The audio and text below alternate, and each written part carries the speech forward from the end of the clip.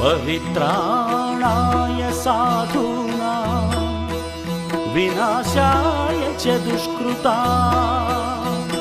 धर्म संस्थापनार्थाय संभवामि युगे युगे.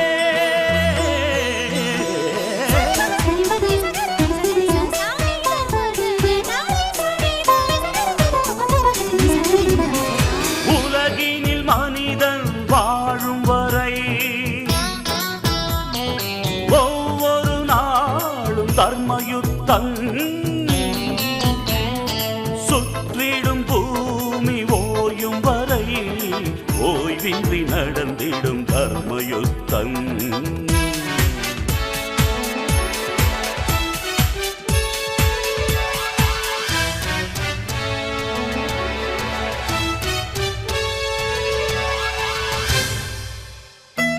கருவில் யுத்தம், பிறப்பில் யுத்தம், கருத்தில் யுத்தம், காலம் முழுதும் தர்மயுத்தம். உழைப்பில் யுத்தம், பிழைப்பில் யுத்தம், உயர்வில் யுத்தம், உலகில் என்றும் தர்மயுத்தம்.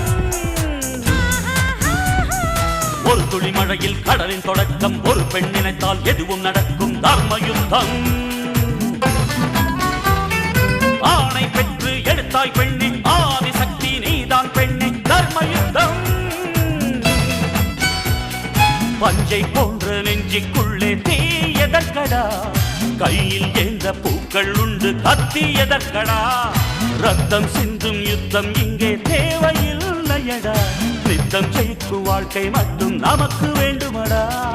போராட்டம் இல்லாமல் வரலாறு கிடையாது, தடைக்கற்கள் நீ தாண்டி நடைபோடு, சொர்க்கம் உன் பக்கத்தில் நித்தம் செய் தர்மயுத்தம்.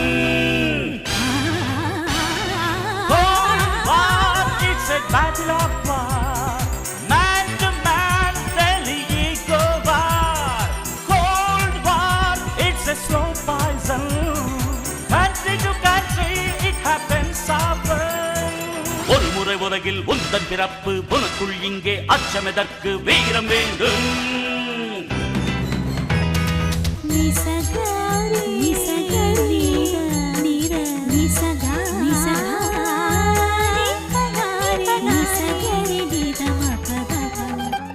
மனிதனுக்குள் கடவுள் உண்டு, தேடி பாரடா, மற்றவர்க்கு வாழும் போது தெய்வம் நீயடா. குற்றமில்லா மனிதனை இங்கே யார் கண்டது, நீதி சொல்ல அவனிடம் மட்டும் நிஜம் உள்ளது. தர்மயுத்தம்.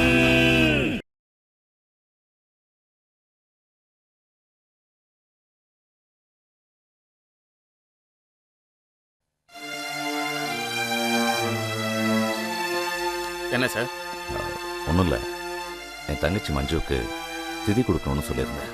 சாரி சார், நீங்கள் மனநிலை சரியில்லாமல் இருக்கிறதுனால உங்களை ஜாமீனில் வெளியில் விடுறதுக்கு சட்டத்தில் இடம் இல்லை.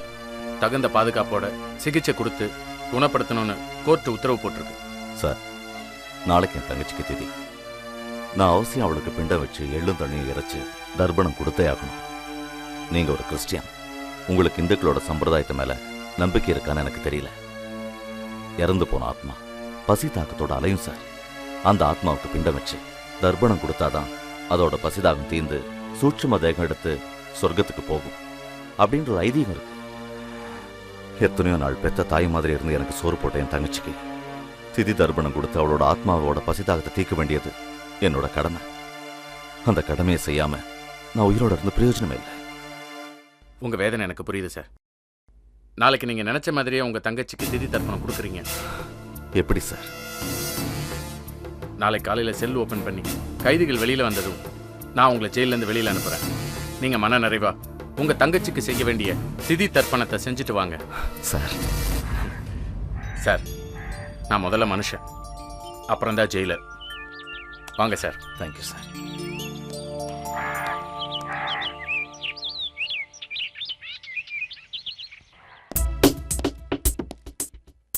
சார், இப்போ அரேஞ்ச் பண்ணியிருக்கிற கார் ரெகுலராக எங்கள் வீட்டுக்கு வந்த ஒரு டிராவல்ஸ் கார். அப்புறம் இந்த காரை யாரும் செக் பண்ண மாட்டாங்க. ரொம்ப நம்பிக்கையான டிரைவர். நீங்கள் இந்த வண்டியிலே தாராளமாக போயிட்டு வரலாம். Thank you sir. மறுபடியும் கைதிகளை கவுண்ட் பண்ணி செல்லுல அடைக்கிறதுக்குள்ள திரும்பி வந்துருங்க. சார், எனக்காக நீங்க பெரிய ரிஸ்க் எடுக்கிறீங்க.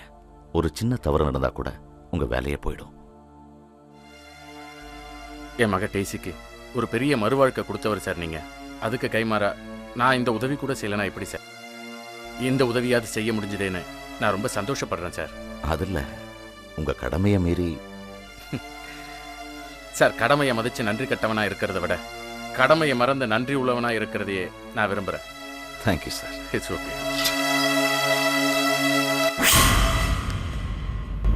ஒருவேளை நான் தப்பிச்சு போயிட்டேன். வாழணும்னு நினைக்கிறவன் தான் சார் தப்பிக்க பார்ப்பான்.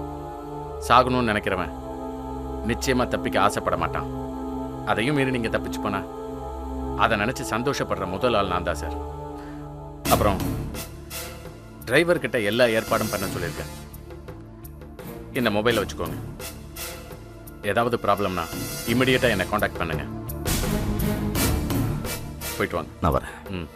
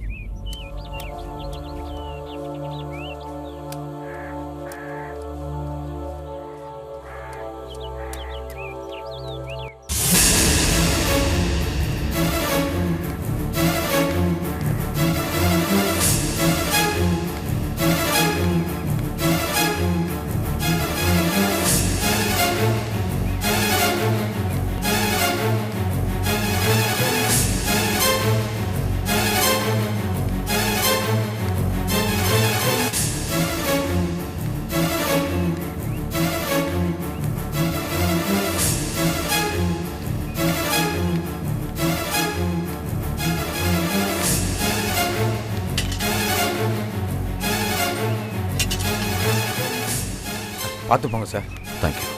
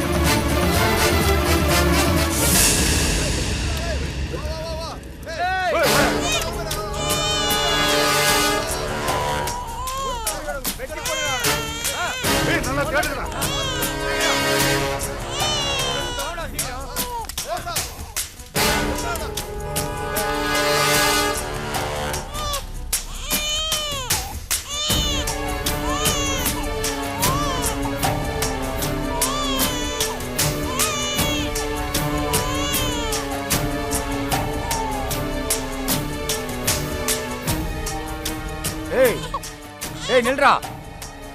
ஏய் நில்றா. ஏய் இந்தா இதெல்லாம் வெட்டு. வெட்டுறான்னு சொல்றேன்ல.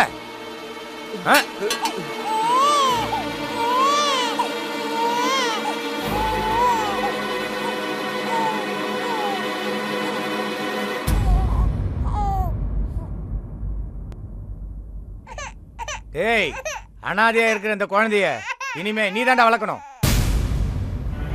என் குழந்தைய எப்படியாவது காப்பாத்துறா. நான் சீக்கிரம் செத்துருவேன்டா.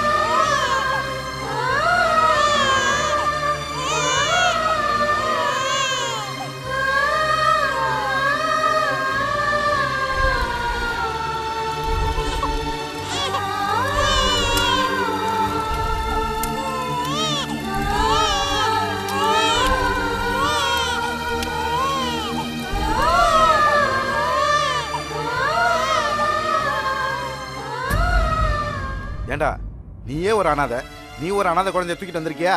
அதுவும் கலவரத்தில் காணாம போன குழந்தை. நாளைக்கு போலீஸ் ஸ்டேஷன் கோர்ட் வாசப்படின்னு எவன்டா ஏறி இறங்குறது? ஏதோ கூட பிறந்த தங்கச்சி மகனாச்சுன்னு இத்தனை நாள் சோறு போட்டு வளர்த்த. இனிமே இந்த வீட்டில் உனக்கு இடம் இல்லை. பார்வதி, நீயே சொல்லி அனுப்பு. ஏய், மும்பையில நடந்த மத கலவரத்துல ஆயப்பனை முழுங்கிட்ட. மீண்டும் இப்போ கலவரம் நடக்கிற இடத்துக்கு போறியாடா நீ? இங்க பாரு, உனக்கு போடுறதே தண்ட சோறு. இதுல இத வேற தூக்கிட்டு வந்திருக்கியா நீ? ஒழுங்கு மரியாதையா சொல்ற, இந்த குழந்தைய எங்க இருந்து எடுத்துட்டு வந்தியோ அங்கேயே கொண்டு போய் போட்டுட்டு வா. போடா.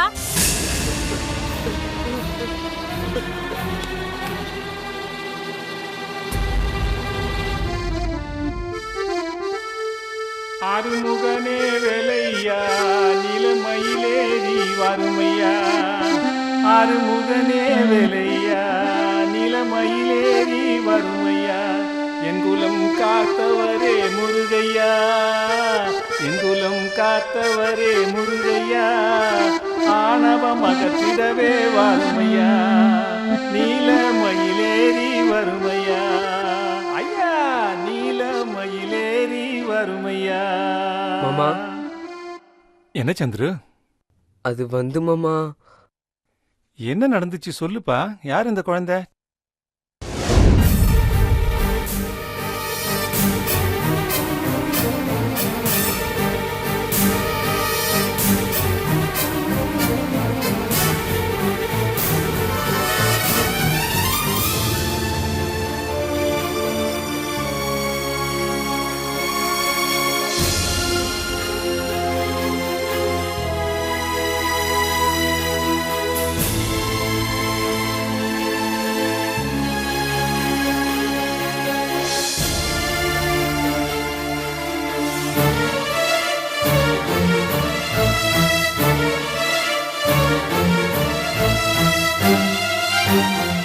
தம்பி சந்துரு, ஒரு அனாதைக்கு தான் இன்னொரு அனாதையோட வேதனை புரியும்.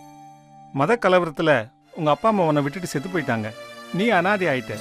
அனாதையா இந்த குழந்தைய ஆயிடக்கூடாதுன்னு நீ எடுத்து வளர்க்கறதுல தப்பு இல்லை. ஆனா உன் நல்ல மனசை யார் புரிஞ்சுக்க போறாங்க? 4 காசு இருந்தாதான்ப்பா நல்லது. ஏதோ உனக்கு வேலை வெட்டி இல்லாத நேரத்துல நீ என் வீட்டுக்கு வர, நான் உனக்கு வாய்ப்பாட்டு சொல்லித்தரேன். அந்த வாய்ப்பாட்டு வயிற்றுப்பாட்டுக்கு உதவாதப்பா. நீ ஒரு வேலையில சேர்ந்தீன்னா அது உனக்கு நல்லதுப்பா. போயிட்டு வா.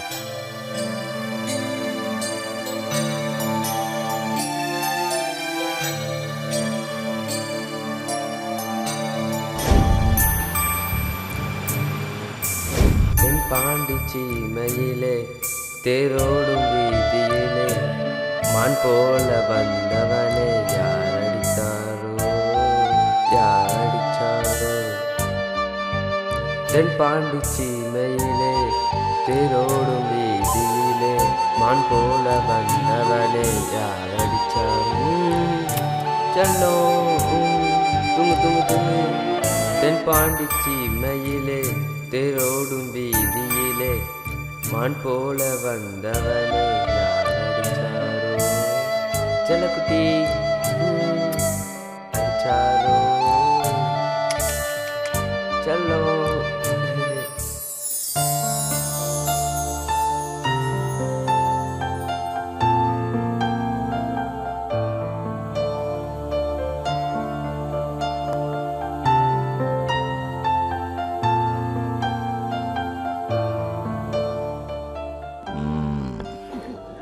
என்னம்மா சாப்பிட்றதுக்கு முன்னால் ஒரு உருண்டை ஒன்று பிடிச்சி வச்சிருக்கியே யாருக்கு?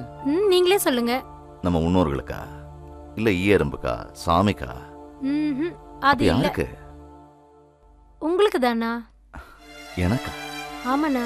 முன்னெல்லாம் தட்டுல சாதம் போட்டு நாம 2 பேரும் ஒருத்தருக்கு ஒருத்தர் உருண்டை பிடிச்சி ஊட்டி சாப்பிடுவோம். ஆனா இப்ப நீங்க பெரிய மியூசிக் டைரக்டர் ஆயிட்டீங்க. அதனால 2 பேரும் சேர்ந்து உட்காந்து சாப்பிட முடியல. அதனால தான் நான் தட்டுல ஒரு உருண்டை உங்களுக்கு பிடிச்சி வச்சுட்டு அதுக்கப்புறம் நான் சாப்பிட்றேன்.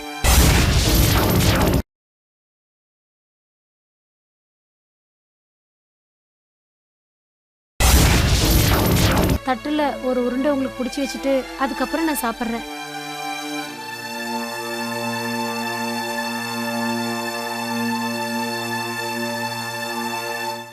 மஞ்சு மஞ்சு உன் கையால எனக்கு ஒரு வாய் ஊட்டி விடுமா?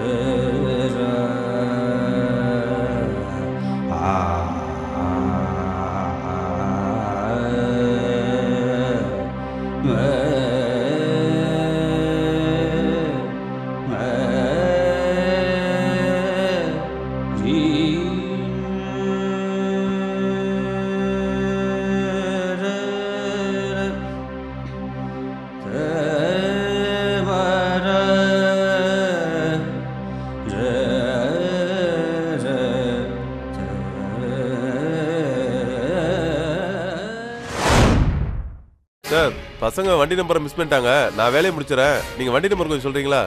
TN02. சொல்லுங்க சார். TN02 K 9658. 9658.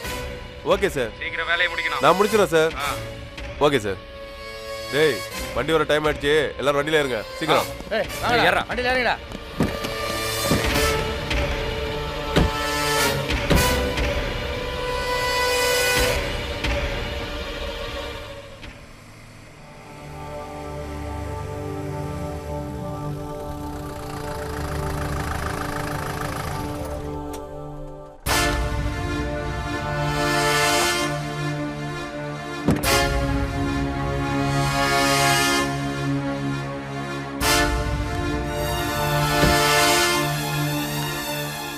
என்னையா என்னாச்சு?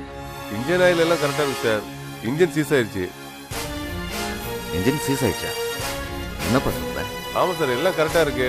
ஆனா எப்படி சீஸ் ஆச்சுன்னே தெரியல சார். ஏன் திடீர்னு இப்படி ஆயிடுச்சு? இப்போ என்ன பண்றது? இப்போ ஒன்றும் பண்ண முடியாது சார். என்னையா நீ? டோ பண்ணி தான் வண்டி தூக்கிட்டு போகணும். வேற வண்டி தான் அரேஞ்ச் பண்றேன் சார். சரி, சீக்கிரம் ஏதாவது ஏற்பாடு பண்ண போ. சரி சார்.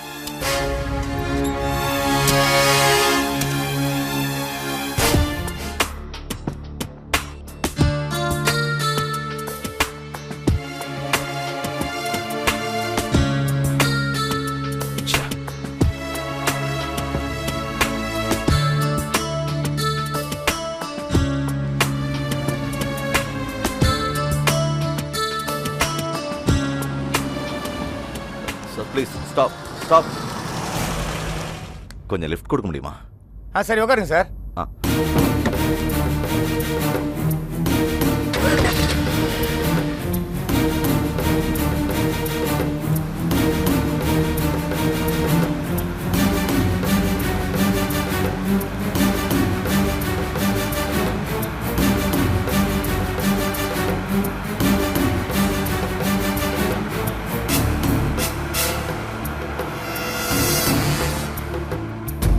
சார் நான் ரங்கநாத் சாரோட டிரைவர் சார்.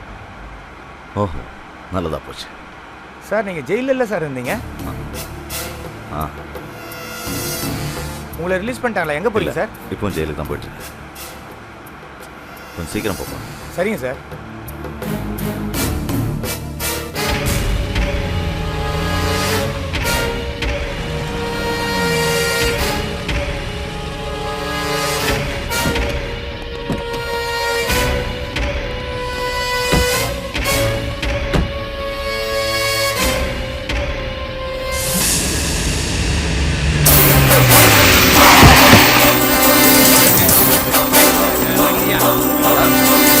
யாருங்க?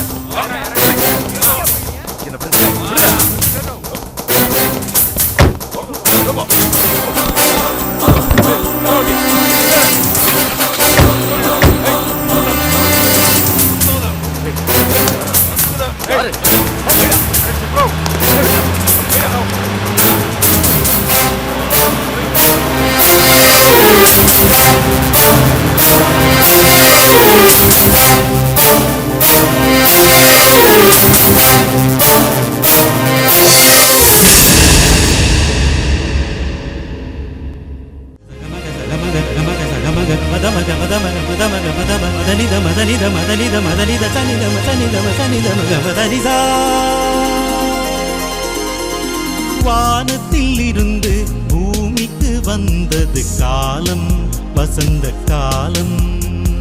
வாழும் வரைக்கும் நினைவில் தங்கும் கோலம், மகிந்த கோலம்.